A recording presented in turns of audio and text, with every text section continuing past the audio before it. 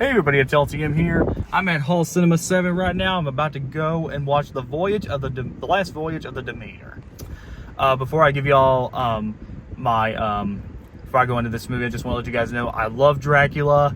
Believe it or not, this is the second film based on the Dracula legend. This year we had Renfield, which I thought was really funny and a really good comedy. Not great, but definitely one of the better movies I've seen this year. And I enjoyed Renfield a lot. So if I'm lucky enough, I may enjoy this movie. I'll give you all my thoughts when I come back. This is LTM, and I'll be right back.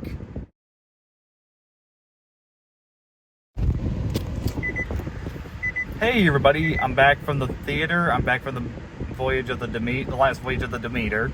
I keep saying the title wrong for some reason. Okay, so as I stated in the beginning, I love Dracula. Dracula is one of the biggest icons in movie history. And we had not only one, but two Dracula movies, both owned by Universal and are being released this year. One of them being Renfield, which in my opinion, honestly, is a lot better.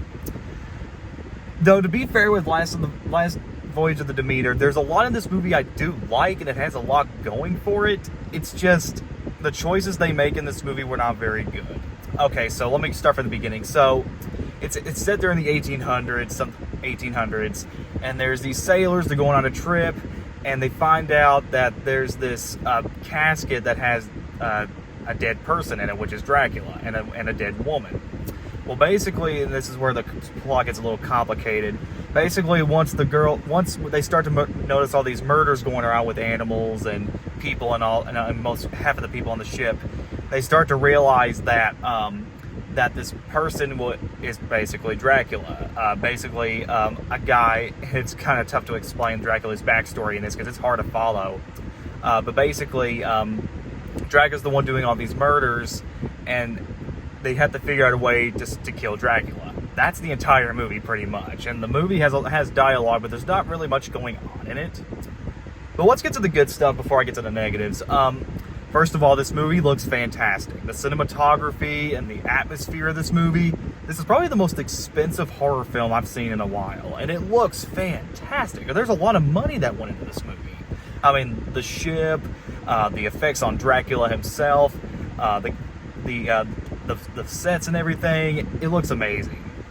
I do like the music score. It gets you really pumped up of what you're getting into, and I like some of the music in it. I do like some of the acting for the most part. The little boy especially, or the little girl, whoever, it looked like a boy or a girl, I couldn't tell. The child in this movie does a really good job playing in this movie. She's not in it, he or she's not in it very much. Rumor has, or spoiler, she gets killed early or later in this movie, but she's probably the best actor in this entire movie. She's the one that's trying, and everybody else is doing pretty good as well.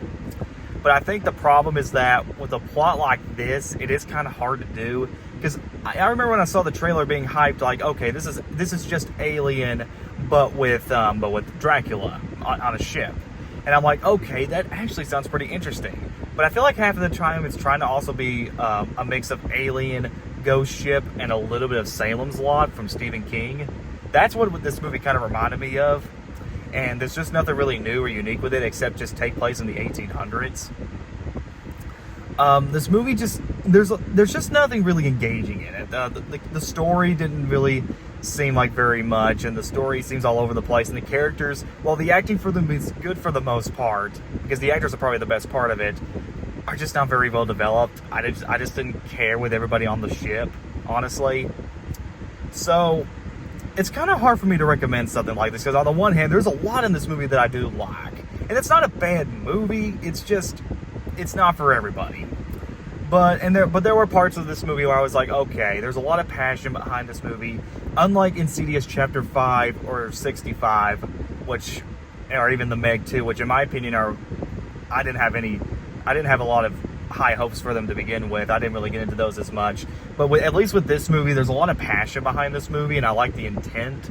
I just think because of it all, and especially with all the development problems this movie has had, that it probably explains a lot of the problems it has. And I feel bad because this movie could have actually been really unique if done by the right people.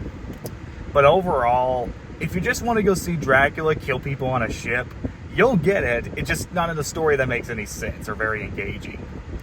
I give The Last Voyage of the Demeter a 6 out of 10. It's pretty okay at best if you're just someone who just wants to watch a different take on Dracula, but for everybody else, it's just kind of a pass. Alright guys, that was The Last Voyage of the Demeter.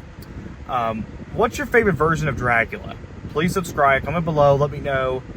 Before I let you guys go, I know things have been very slow lately. If you guys have been following me on my community, I do have an editorial being hopefully planned by next Friday. It's the Ninja Turtles editorial. I will get to that hopefully. It's almost finished too. I'm about halfway done with it. I gotta finish more of it, but it's almost finished. Going to try to release it by next Friday. If I don't get it done by next Friday, it would have to be Saturday probably. I've been trying to deal with a lot of personal stuff lately. So that's that. If you've been following me on my community, on my profile, you'll understand. But this is LTM, and I'll see you guys later.